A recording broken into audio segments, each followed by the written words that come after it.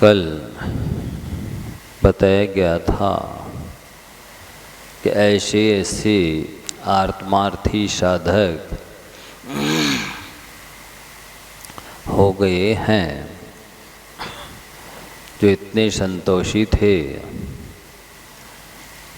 कि परिस्थितिवश उन्हें यदि सर्विस नौकरी भी करना पड़ी है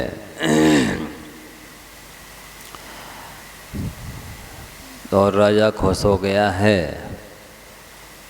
कि बताओ क्या चाहिए, कितनी तनख्वाहें बढ़ा दें।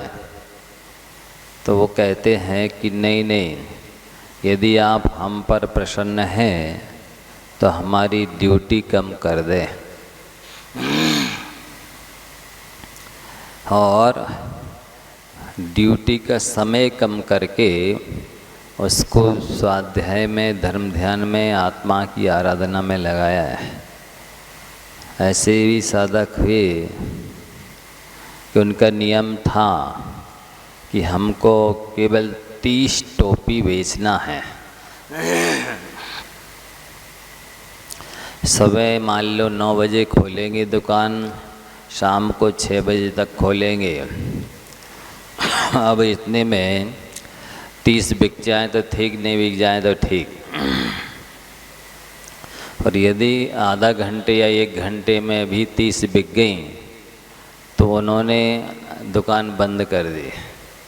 बस हमारा कोटा पूरा हो गया, अब हम आत्म साधना करेंगे, स्वाध्याय करेंगे। ऐसे संतोषी प्राणी हुए हैं, उनसे शिक्षा और प्रेरणा लेनी चाहिए। कल सुबह एक बहुत अच्छी बात बताई थी कि जिसकी आय कम हो उससे व्यय कम कर देना चाहिए। लोग बाग अपना स्टैंडर्ड बनाए रखने के लिए, अपनी स्टेटस स्थिति को दिखाने के लिए अपनी कुव्वत से, योग्यता से भी ज़्यादा खर्चा करते हैं और जिससे वो तनाव में रहते हैं और इसी की वजह से उन्हें एक्स्ट्रा या सर्विस बिजनेस करनी पड़ती है। वे अपने खर्चा को घटा दें तो पूरा समय सेव हो जाए और उसे धर्म ध्यान में, स्वाध्याय में लगा सकते हैं। लोग स्वाध्याय के लिए मोक्ष मार्ग नहीं समझते।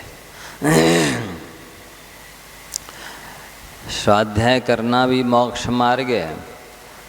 स्वाध्याय करना भी समय का सदुपयोग करना है। स्वाध्याय करना भी आत्मा की साधना करना है। स्वाध्याय करना भी आत्मा के निकट पहुंचना है। स्वाध्याय करने से भी कर्मों का क्षय सम होता है। ये लोग नहीं समझते। वो हमको इसलिए करते हैं, हम तो बिजनेस या सर्विस की टाइम पास कैसे होगा। मतलब उनको टाइम पास करने के लिए जिनवाणी नहीं है, सत्संगति नहीं है, तीर्थ क्षेत्र नहीं है, साधु संग नहीं है, उनको समय पास करने के लिए सर्विस या बिजनेस है। कैसे कैसे लोग हैं, हाँ। यहाँ 24 घंटे कम पड़ते हैं। स्वाध्याय करना चाहिए। जितना अधिक स्वाध्याय करते हैं उतनी श्रद्धा मजबूत होती चली जाती है, उतना ज्ञान निर्मल होता चला जाता है, उतना चारित्र निर्मल होता चला जाता है और अनेक गुणों का विकास होता है। तो आगे मुनिराजों के बारे में बताया जा रहा है कि कैसे होते हैं वे मुनिराज। गाथा नंबर 94 हो गई, 95 चल रही है।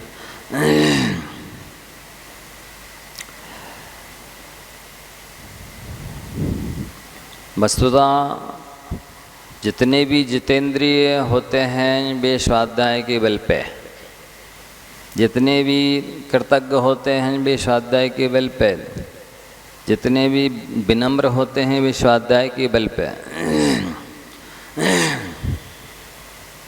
आकसाई या मंद कसाई होते हैं वे स्वाध्याय के बल पे। शांत परिणाम वाले होते हैं वो स्वाध्याय के बल पे। ये महंत लोग समझते नहीं है कि स्वाध्याय करने से ही संवेदन महापवित्र होता है, आत्मा भी पवित्र होती है। और स्वाध्याय करो तो अपने आप मौन भी पल जाता है। मान लो अकेले हैं तो मौन भी पलता है, और मौन से शारीरिक और आत्मिक दोनों प्रकार की शक्तियों का मतलब वृद्धिंगत होती है, वर्धन होता है।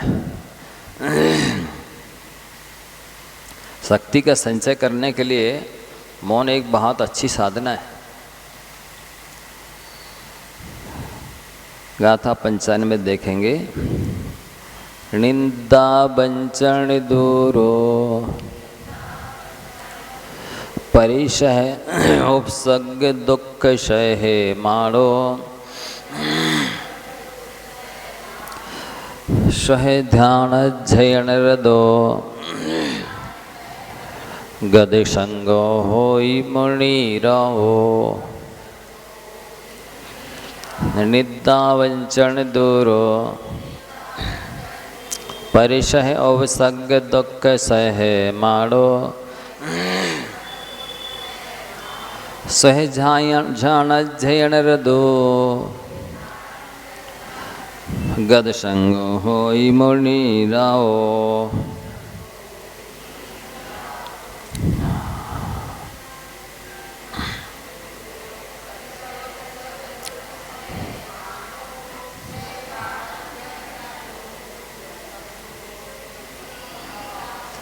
जो मुनिराज होते हैं वे तो निंदा से दूर रहते हैं, दूसरों को ठगने इत्यादि से दूर रहते हैं,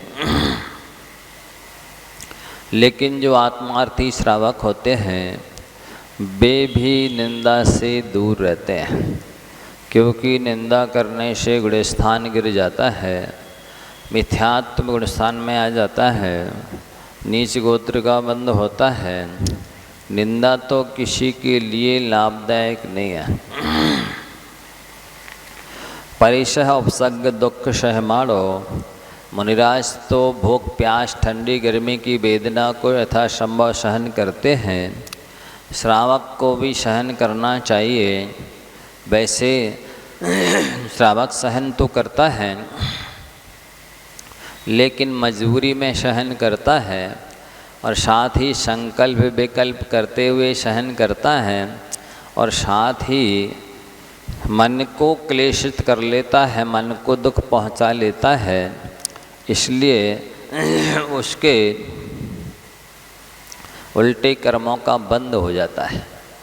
यदि शरीर को क्लेश हो और मन को क्लेश ना हो तो कर्मों की निर्जरा हो गए, लेकिन वो शरीर को तो उसको कम क्लेश होता है, मन में ज़्यादा क्लेशित हो जाता है। इससे वो पुनः कर्मों का बंध कहता रहता है, और उसका साधु तो शुभ ध्यान अध्ययन में लगते ही हैं, श्रावक को भी लगना चाहिए। यदि लगता है तो ही उसका मोक्ष मार्ग प्रशस्त होता है, और यदि अशुभ ध्यान होता है तो निश्चित ही संसार की वृद्धि होती है। और धर्म में ध्यान हो तो धर्म ध्यान कहलाए, धर्म में ध्यान ही नहीं है तो कैसा धर्म ध्यान। सांसारिक कार्यों में विषय कषायों में मन लग रहा है तो ऐसे व्यक्ति का धर्म में ध्यान तो नहीं लग रहा है, इसलिए उसे धर्म ध्यान करने की चेष्टा करना चाहिए। और गद संग होई मुनिराओ। मुनिराज तो परिग्रह से रहित होते ही हैं। श्रावक को भी परिग्रह की लिमिट करनी चाहिए। यदि इस परिग्रह की धन धान्य की सीमा नहीं है तो ये माने कि चलिए कि अभी उसके संसार की भी कोई लिमिट सीमा नहीं है। फिर इसके बाद में आगे और भी बताते हैं कि साधु और श्रावक ये जो दो हैं साधक, उनमें अंतर इतना होता है कि जो साधु होते हैं वे मन को मना लेते हैं, और श्रावक जो होता है वो मन की मान लेता है। अंदर कितना होता, साधु मन को मना लेते हैं और श्रावक मन की मान लेता है। तो मन तो प्राय करके पाप पाखंड करने के लिए प्रेरित करता है और भोग विलासता के लिए प्रेरित करता है, धन वैभव के लिए, नाम यश के लिए प्रेरित करता है। और एक बार मन की हो जाए तो फिर तो उसकी मांग बढ़ती ही चली जाती है और फिर जो मन के अनुसार चलते हैं वे आंसू बहाने के लिए मजबूर होते हैं, और जो मन को धर्म के माध्यम से मनाने की कला सीख लेते हैं वे मुस्कुराने की कला सीख लेते हैं। आप देखेंगे जितने भी दुखी हैं वे मन की मानने की वजह से दुखी हैं। इस वंशम काल में जितने भी सुखी हैं वो मन को मना लेने की वजह से सुखी हैं। कैसे जाने हम कि हमने मन को मना लिया है, कि हम मन की मान रहे हैं? इसकी क्या पहचान है? आप ये समझ लीजिए, जिन कार्यों से आत्मा का हित होता है वे काम यदि आप कर रहे हैं तो आपने मन को मना लिया है, और जिन कार्यों से आत्मा का अहित होता है वे काम यदि आप कर रहे हैं तो समझ लीजिए कि आप मन की मान रहे हैं। ये उसकी पहचान है। तो आप देख लो किन कामों से संसार घटता है, आत्मा का भला होता है, तो सब दिख जाएगा अपने आप। ये पंचेंद्रिय के विषयों में लगे इसका मतलब है मन की मान रहे हैं, ये धर्म ध्यान में लगे हैं इसलिए का मतलब है इनने मन को मना लिया है। इतनी तो पहचान है। तो यदि मुस्कुराने की कला सीखना है तो मन को मना लो। थोड़ा सा शुरू में जैसे बंदर को शिक्षित प्रशिक्षित करने में श्रम करना पड़ता है, और बाद में जब बंदर को प्रशिक्षित कर लो तो फिर चाहे जैसा नशा लो। वैसे ही मन जब मान जाता है, समझ जाता है, मन को बस में कर लिया जाता है, तब फिर आप कहीं भी लगा दीजिए वहीं लगेगा। जहाँ लगाओगे वहाँ लगेगा, जहाँ नहीं लगाना वहाँ नहीं जाता। ये तो हम लोग समझते हैं, जानते हैं, अनुभव की चीज़ है। जहाँ नहीं लगाना वहाँ से तुरंत रिवर्स वापिस, यहाँ हमारा लक्ष्य नहीं है, यहाँ हमारा गंतव्य नहीं है, यहाँ हमारा भला नहीं है, उधर नहीं जाना। आप ही भी लोग बताओ, अच्छा मान लो करंट है ये, आपका हाथ धो के से चला गया, क्या करते और ले जाते? करंट है इधर तो तुरंत एकदम हाथ खींच लेते हैं। मान लो आपको पता होगी यहाँ सांप बैठा है तो जाओगे, कितने जल्दी खींच लेते? अग्नि है, क्या करोगे? हाथ डाल दोगे? नहीं, दूर कर लोगे। ऐसे ही साधक उसी तुरंत जैसे पता चलता है नहीं ये संसार बढ़ाने वाला काम है, ये नरक में ले जाने वाला काम है, इससे पाप बंद होना है, इससे असत्य विधि नहीं बंद हुई है, तुरंत डर जाता है, दूर अपने आप को बचा लेता है, तुरंत समझ जाता है। यही तो है मन को मनाना, और क्या है?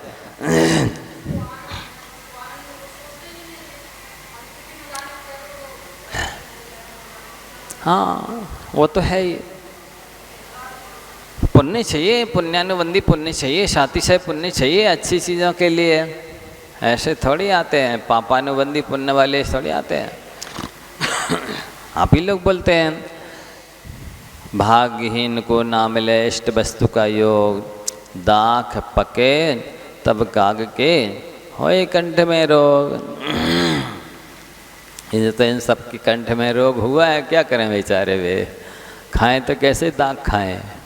हाँ, इसी तरह से वे इधर आए तो आए कैसे आए, उतना पुण्य भी तो होवे। अंदर में चलने वाली जो कैसेट है पुण्य पाप की, उसी के अनुसार तो मन काम करता है। बहुत पुण्य चाहिए अच्छे कामों को करने के लिए, अच्छी जगह में आने के लिए, अच्छे लोगों से मिलने के लिए, सबके लिए पवित्र पुण्य चाहिए। अभी जब मैंने इसमें पढ़ा जीव कांड में, क्या पढ़ा आप सब ध्यान से सुनो, पीछे तक। एक समय में असंख्यात देवता मरते हैं, प्रति समय असंख्यात देवता मर रहे हैं। प्रति समय असंख्यात देवता मर रहे, मनुष्य तो संख्यात ही है। फिर कहाँ जा रहे हैं? वे सब एक इंद्रियों में जा रहे हैं, पंच इंद्रिय पशुओं में जा रहे हैं।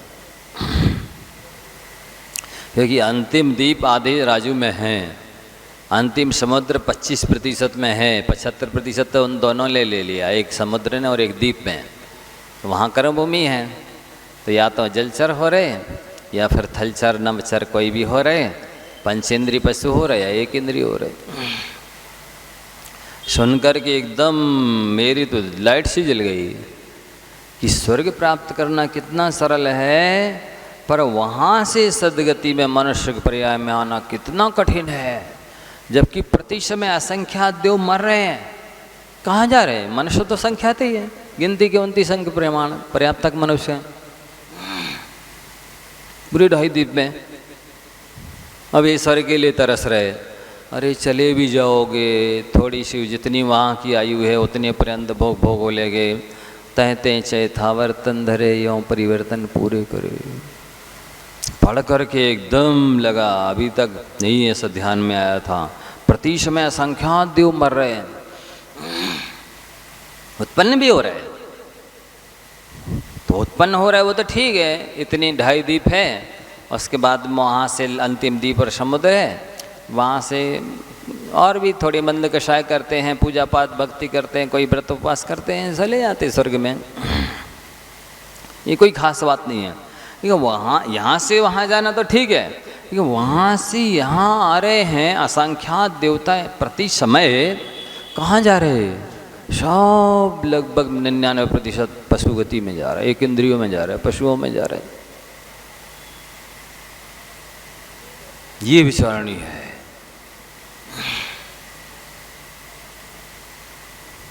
ये विचारणी नहीं। तो जिनकी विषय कषाय की संस्कार रहे हैं, भोगों की विषयाशक्ति रही है, वे यहाँ थोड़ा बहुत धर्म करेंगे, स्वर्ग में जाएंगे, वहाँ भी भोग भोगेंगे और मरते दम तक भोग नहीं छोड़ेंगे और पुनः एक इंद्रिय पंचेंद्रिय पशु बन जाएंगे। पंच परावर्तन चालू है, भ्रमण ज्यों को त्यों चालू है। कितना कठिन है आत्मकल्याण करना है। अपनी अपनी पर्यायों में चले जाते हैं, जिसकी जो पर्याय मिलती है। वहाँ से शरीर छोड़ के आए, जो भी आयु बांध के आए वहाँ चले गए, इसलिए अपन को क्या मालूम। इसलिए इससे पता चलता है कि स्वर्ग प्राप्त करना कठिन नहीं है, कठिन तो आत्मकल्याण करना है। आत्मकल्याण तब तक नहीं होगा जब तक विषय कषायों से पूरी तरह विरक्त नहीं होगे। यहाँ बार बार संस्कार डालने होंगे आपको, ऐसा है। तो साधु तो रहते ही हैं, परिग्रह से रहित होते हैं। श्रावक को भी ये साधना, ये लिमिट, ये सीमा, ये मर्यादा करनी ही चाहिए। मुनिराज अपनी सुदृढ़ इच्छा शक्ति के द्वारा, सुन रहे आप लोग, मुनिराज अपनी सुदृढ़ इच्छा शक्ति के द्वारा 5 इंद्रियों को इस तरह वश में रखते हैं जिस तरह हाथी अंकुश के द्वारा वश में होता है, घोड़ा चाबुक के द्वारा वश में होता है, गाय बैल भैंस डंडे से वश में होते हैं, और उसी तरह वे बाहरी अच्छी बुरी दशा में समता भाव रखते हैं। अहो समता की महिमा, प्रणाम हो बार बार समता को। क्या कहलाती समता? सम सत्तु बंधु बग्गो, सम सह दुखो प्रशंसनिंद समो, समलोट कंचनो पुण जीवित मरणे समो समणो। शत्रु में भी वैसी दृष्टि, मित्र में भी वैसी दृष्टि। सम सत्तु बंधुअगो सम सुह दुखो, सुख में भी बेसी भाव, दुख में भी बेसी भाव, प्रशंसा में भी बेसी भाव, निंदा में भी बेसी भाव, मिट्टी के ढेले में भी बेसी भाव, लोहे के ढेले में भी बेसी भाव, जीवन में भी बेसी भाव और मरण में भी बेसी भाव। ऐसा बैलेंस, ऐसी शांति, ऐसी क्षमता, ऐसी तटस्थता, ऐसी मध्यस्थता, ऐसी उपेक्षा अतीव दुर्लभ है। यदि वो चीज़ नहीं है तो आचार्य कुंद देव कहते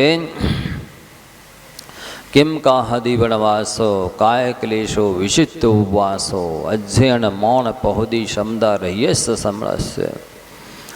आपके पास समता नहीं है तो जंगल में रहने से मात्र क्या हो जाएगा। शरीर को क्लेश भूख प्यास ठंडी गरी के देने से क्या हो जाएगा, उपवास करने से क्या हो जाएगा, अध्ययन करने से क्या होगा, मौन रहने से क्या होगा। क्षमता रहित श्रवण की ये सब चीज़ें कल्याण नहीं कर सकती है। कैसी महनीय चीज़ है समता, कितनी बड़ी चीज़ है। उस समता के लिए साधु सारी साधना करते हैं, 12 भावना बातें हैं, 22 परिचय सहते हैं, 12 तप करते हैं, क्षमता आए, क्षमता आए। मनोज्ञा मनोगेंद्रिय विशेषु पंच है ना, आता है मनोज्ञा मनोगेंद्रिय विषय राग द्वेष वर्जनानी पंच। मनोज्ञ माने प्रिय, फेवरेट, 5 इंद्रियों के विषय।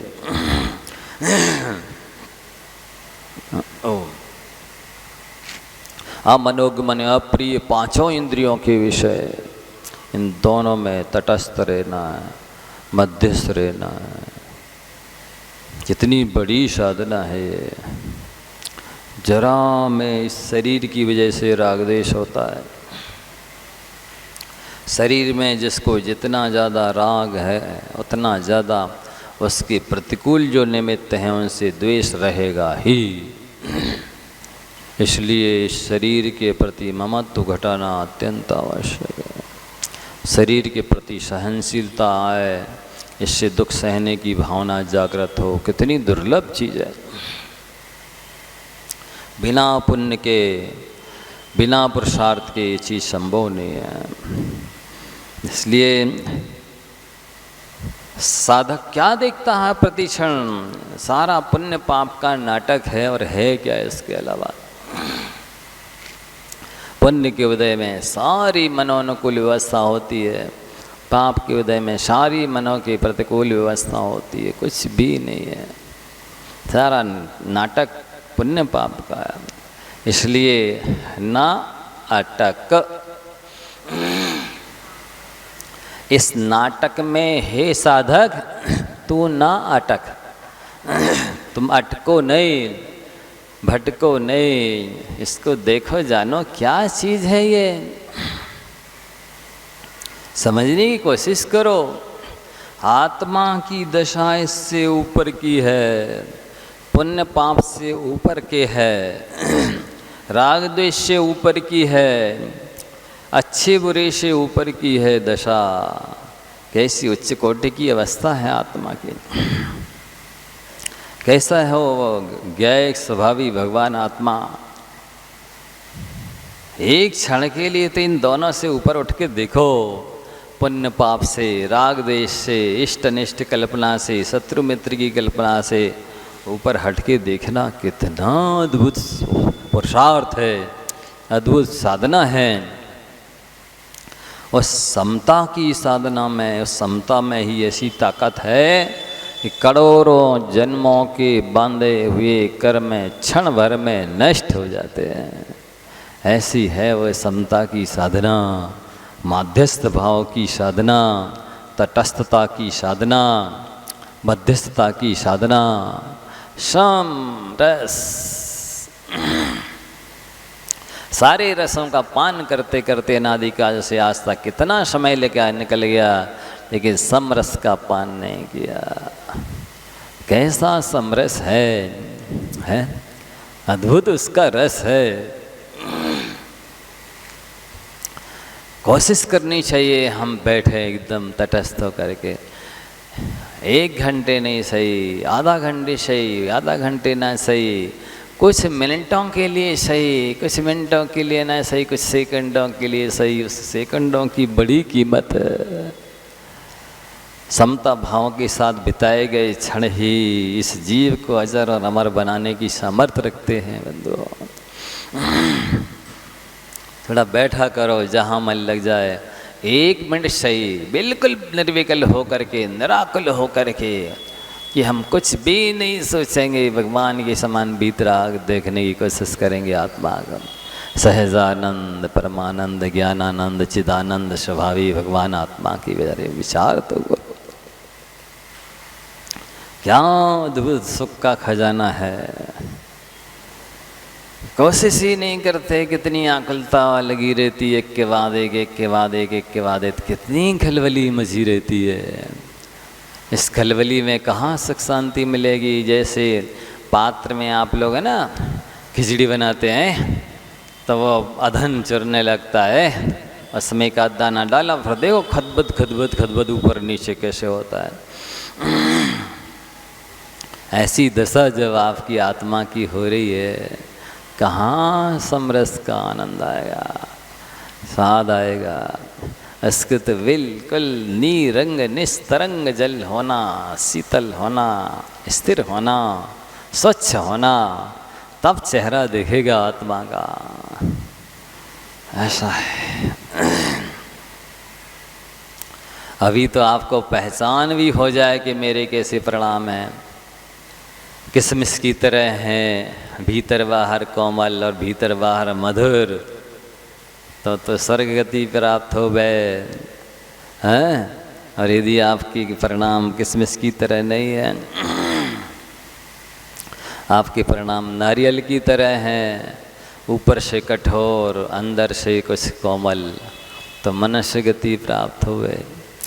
बेर की तरह हो गए आपके परिणाम, ऊपर तो कोमल हैं, अंदर में कठोर गुठली की तरह है, तो त्रिंच गति मिलनी है। और यदि खारक की तरह है, भीतर बाहर कठोर, तो नरक गति मिलनी है। ये परिणामों को परखना भी बहुत बड़ी कला है। स्वयं परिणाम करता है दिन भर में, लेकिन स्वयं पहचानता नहीं हम कैसे परिणाम कर रहे हैं। इन परिणामों का परिणाम क्या होगा, एक परिणाम का अर्थ भाव और एक परिणाम का अर्थ रिजल्ट, फल क्या होगा, नहीं समझता है।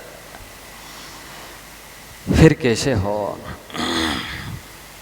रोता ही रहता है, हरदम रोता रहता है,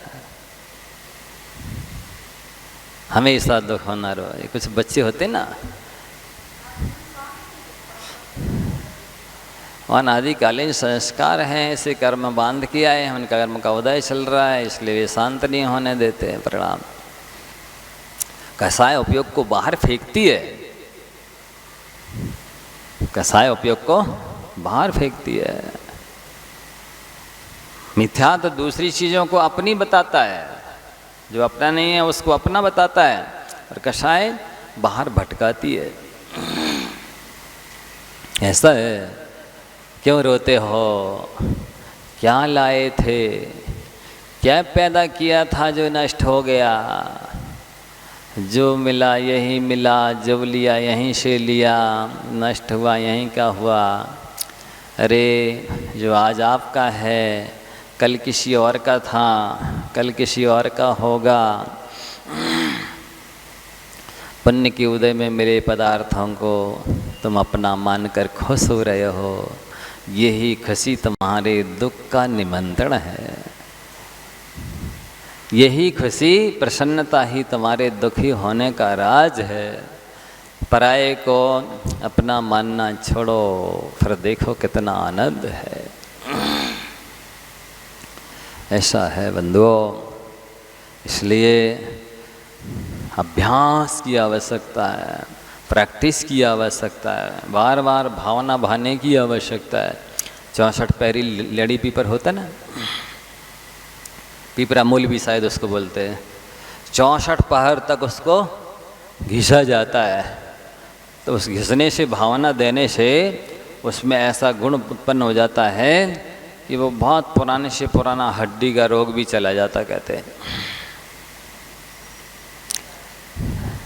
पीपर, हाँ, ऐसे ही ये भावना देनी पड़ती, भावना भानी पड़ती है, तब कहीं अनादिकालीन जो अपने अंदर जन्म जरा का रोग है वो नष्ट होता है। भावना तो भावना भाती तो हो, लेकिन भावना भाव वर्धनी वाली भावना भाते हो,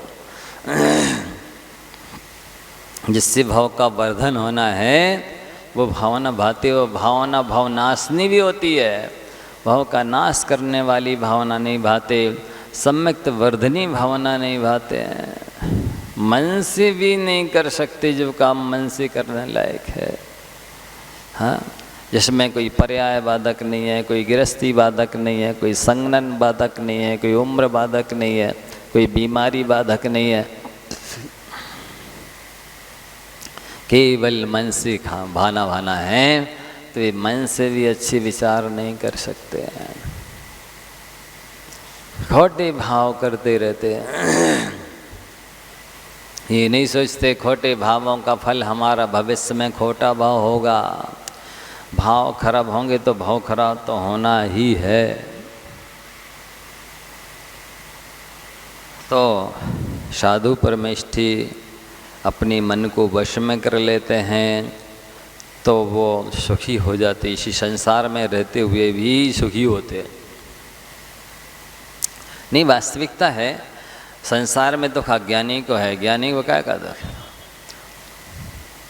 जैसी स्थिति है वैसे में वेलकम है, जो भी स्थिति घटे उसमें ही वेलकम है, स्वागत है। फिर कौन उन्हें दुखी कर सकता है। दुखी तो वे होते हैं जो अपने मन के अनुकूल कराना चाहते हैं, करना चाहते हैं। जो हर हाल में राजी है उससे कौन नाराज करे। हाँ, जो हर हाल में राजी है, प्रसन्न रहना जानता है, खुशी प्राप्त कर लेता है, उसके कौन नाराज कर सकता है। ऐसा आगे मुक्ति मार्गरत योगी और कैसे होते बताते हैं। अव्यपो निदंदो निमोह निकलंको निदो निम्मल सहावजुतो जोई सो होई मुनि रावो। अव्यपो निदंदो निमोह निकलंको निदो निम्मल सहावजुतो जोई सो होई मुनि रावो।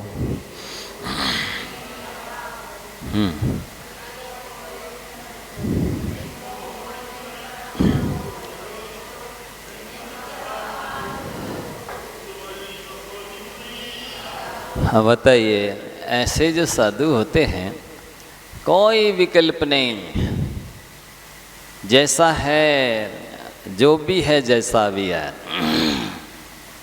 उसका वेलकम है। अब कौन दुखी करेगा उन्हें, बताओ। जैसा है वैसे में खुश है, संतुष्ट है। दुख तो संतुष्ट नहीं होने की वजह से है। किसी भी चीज़ में संतुष्टि नहीं होती है। खाने से संतुष्टि नहीं, पहनने में संतुष्टि नहीं, पेन ओढ़ने में संतुष्टि नहीं, कहीं भी आने जाने में संतुष्टि नहीं है। जो है एक ही सूत्र उतार ले में तो सुखी हो जाए, प्राप्त ही पर्याप्त है। अब काहे का दुख, प्राप्त ही पर्याप्त। जितना है उतने में संतुष्ट हो जाएं तो काहे का दुख है। ये संतुष्टि नहीं होती है, यही तो सबसे बड़ी माने कमी है। संतोष होना, जो भी है जैसा भी है। एक वृद्ध था, जनेतर था, लगभग 80 साल का होगा।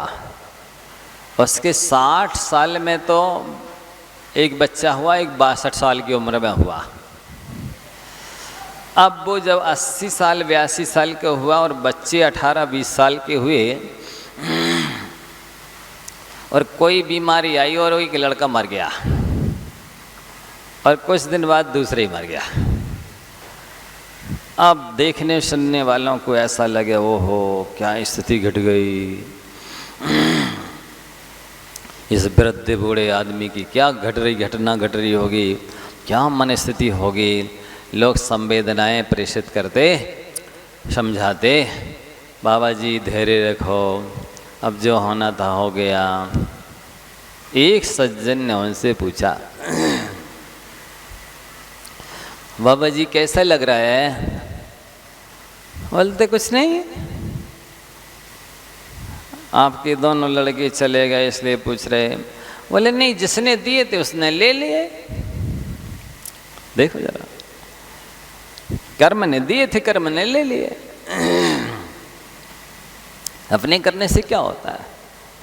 बहुत शांत था वो, बिल्कुल मंद कषाय थे। तो जितनी तीव्र कषाय होगी उथल पुथल उतनी ज़्यादा मचेगी। प्रतिक्रिया तो कषाय करती है ना। किसी भी चीज़ को, घटना छोटी है बड़ी है, ये किस पर निर्भर करता है?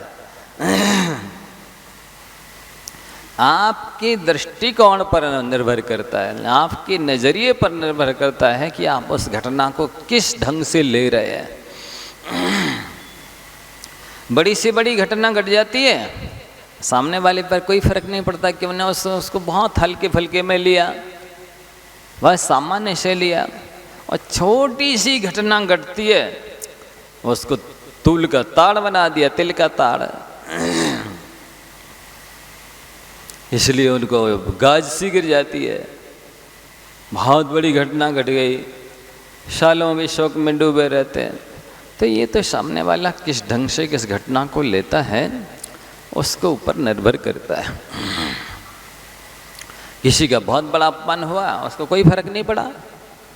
किसका अपमान होता वो कहता है ये शरीर का अपमान करेंगे, मेरी आत्मा दिख ही नहीं रही इनको, ये क्या मेरा अपमान करेंगे, उसको कोई फर्क नहीं पड़ा। ये व्यक्ति को जरा सा धक्का लग गया, लो इतनी में उसको तो बहुत बड़ी गाज गिर गई, मेरा अपमान कर दिया, ये मेरी कोई वैल्यू नहीं करते, मुझे कुछ समझते नहीं है, मैं बूढ़ा आदमी हूँ, मैं वृद्ध हूँ, मैं पढ़ा लिखा बुजुर्ग हूँ, अनुभवी हूँ, इन्होंने मुझे धक्का मार दिया। लो इतनी सी घटना का उन्होंने इतने बड़े रूप में ले लिया। ऐसे ही प्राय होता है। कई लोग गृहस्थों में बड़ी बड़ी घटनाएं घट जाती हैं, सहज सामान्य से लेते हैं, जीव कहते हैं उनका बिल्कुल आनंद बरकरार रहता है। कुछ लोग छोटी सी घटना को बहुत बड़े रूप में ले लेते हैं, हमेशा सुख में डूबे रहते हैं। ऐसा निद्वंदो, निर्द्वंद, द्वंद का अर्थ दो चीज़ें भी होता है, द्वंद का अर्थ झगड़ा भी होता है, द्वंद का अर्थ दोहरा जीवन भी होता है। दोहरा जीवन समझते हैं, अंदर में कुछ होना, बाहर में कुछ दिखाना। प्राय संसारी प्राणी तो इसलिए दुखी है कि वो होता कुछ है और दिखाता कुछ है, और दिखाता कुछ है तो फिर उसमें तनाव आएगा ही, पक्का है। और निर्द्वंद, किसी से कोई बुराई नहीं है, ये भी सिर दर्द का कारण होता है। किसी से लड़ाई बुराई तो हो जाती है, लेकिन वो अंदर में माथे में प्रेस करता रहता है, इस वजह से भी नींद नहीं आती है, भोगने लगती है, बेचैनी रहती है, एक अदृश्य पिटाई सी होती रहती है। कोई मार रहा है, कोई पीड़ित कर रहा है, कोई ताड़ित कर रहा है, कोई दुखी कर रहा है, कोई बेचैन कर रहा है, वो कौन है? वो आपके अंदर बैठा जो द्वंद है, झगड़ा है, दोहरा जीवन है और परिग्रह है, ये सब विकल्प के कारण होते हैं। निम्मोह, मोह ही नहीं है, फिर कौन क्या दुखी करेगा बताइए। वस्तुतः सारे दुखों की जड़ तो मोहिनी कर्म है, सारे विकल्पों की जड़ तो मोहिनी कर्म है, सारे सुख दुख का वेदन तो मोहिनी कराता है। निष्कलंको, धन्य है वो लोग, इनका जीवन निष्कलंक होता है, किसी भी तरह का दाग नहीं लगता है, बदनामी नहीं होती है, फजीती नहीं होती है, तोहिनी नहीं होती है, लोग नीची हल्की दृष्टि से नहीं देखते हैं। वो कौन सी चीज़ है? Honesty is the best policy, वो है ईमानदारी, जिसकी वजह से व्यक्ति का जीवन निष्कलंक रहता है। ईमानदारी एक ऐसी नीति है जो ना किसी के चरणों में झुकने देती है, ना किसी की नज़रों में झुकने देती है। ऐसी चीज़ है। वो लोग कमाते ही नहीं हैं कि लाख जाए चाहे, लेकिन नहीं, हम अपनी ईमानदारी को सुरक्षित रखेंगे। आप ईमानदारी को सुरक्षित रखोगे, ईमानदारी आपकी इज्जत को सुरक्षित रखेगी। ऐसा है। तो निष्कलंको नीदो, निश्चित है एक लक्ष्य बना लिया, उस लक्ष्य की पूर्ति करना है, उसी लक्ष्य के हिसाब से द्रव्य क्षेत्र काल भाव जुटाना है। भाई जैसे आपको मकान बनाना है तो आप किन किन साधनों से, कौन कौन से मटेरियल से, किन व्यक्तियों के द्वारा मकान बन सकता है, वैसे ही आप साधन जुटाते हैं ना। है कि आपको मकान बनाना है तो आप वैसे पत्थर है, सीमेंट है, लोहा इत्यादि इकट्ठा करेंगे। किन कारीगरों से बन सकता है उनसे मिलेंगे, उस तरह की तैयारी सारी करते ना, मानसिकता भी और वासनिकता भी और कायिक से और हर तरह से द्रव्य क्षेत्र काल से। ठीक ऐसे ही एक निश्चित लक्ष्य बनाना चाहिए, उसी के लिए सारा प्रयत्न होना चाहिए। अब 10 लक्ष्य बना लिए, ये भी देखना है, ये भी करना है, ये भी करना है, ये भी करना है, एक साथ अनेक लक्ष्य बना लिए तो मन व्यग्र तो रहेगा ही, बुद्धि भी बटेगी, शक्ति भी बटेगी, हर तरह से उपयोग बटेगा। एक समय में एक ही लक्ष्य चुनना चाहिए और उसी के लिए पूरे प्राणपन से तत्पर होना चाहिए, संलग्न होना चाहिए। ये सफलता का अद्भुत रहस्य है। असफल लोग क्यों होते हैं? क्योंकि वो पूरे प्राणपन से अपने लक्ष्य की ओर जुटते नहीं। यदि आपको संत बनना है तो आपको व्यापारी बनने का लक्ष्य छोड़ना होगा। संत बनना है तो व्यापारी बनने का लक्ष्य छोड़ना होगा, क्योंकि व्यापारी बनने के लिए अलग टेक्निक अपनाई जाती है, संत बनने की साधना अलग होती है। अब आप दोनों काम करें तो दोनों तो नहीं होंगे। दो पथबंदी चले ना पंथा, दो मोक्ष ही चले ना कंथा, दो ही काम नहीं होए से आने, विषय भोग और मोक्ष जाने। एक राहगीर दो रास्तों पर कैसे चलेगा? जिस सुई में दोनों साइड मुख है धागा डालने के लिए, उसमें कपड़े की सिलाई कैसे होगी? इसी तरह से दोनों काम कैसे हो जाएंगे कि विषय भोग भी भोगते रहे और मोक्ष भी मिल जाए? हैं? प्रायः तो इसी मूड में है कि ये भी ना छूटे और वो भी मिल जाए तो अच्छा ही है।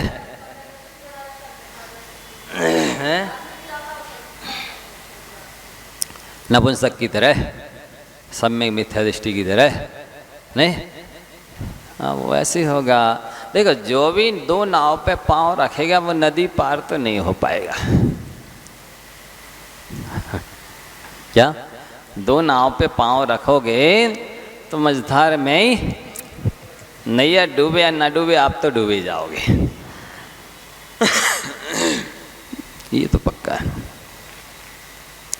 तो वो निर्मल स्वभाव होना चाहिए। निर्मल स्वभाव जिसका है, दूसरे लोग भी कहते हैं कबीरा मन निर्मल भयो जैसे निर्मल, कबीरा मन निर्मल भयो जैसे निर्मल नीर, और पीछे पीछे हरि फिरे कहते कबीर कबीर कहाँ हो, कबीर कबीर कहाँ हो, हम तुम्हें मोक्ष ले जाने के लिए आए हैं। मन निर्मल भयो, मन ही तो निर्मल होता नहीं है, मन ही तो गंदा रहता है, कबाड़ खाना की तरह। पूरा कचरा जो है ना, नगर पालिका का कचरा घर तो मन ही है। मन है। और कोशिश करो चाहे नहीं करो, मन को निर्मल करने की कोशिश करो। मन तब तक निर्मल नहीं होगा जब तक आप विषय का सायों से नहीं हटोगे। ऐसे योगी मुनिराज होते हैं, मुनि मन निर्मल जैसो है गंगा को जल, है ना। एक और दूसरी पूजा में पढ़ते हैं, मुनि मन समोज्वल नीर प्रास गंध भरा। सभी को यही कोशिश करनी है। आज करो चाहे अनंत काल बाद करो, आज करो चाहे अनंत भाव बाद करो, करना तो यही है। जा वाणी के ज्ञान ते सूझे लो कालो।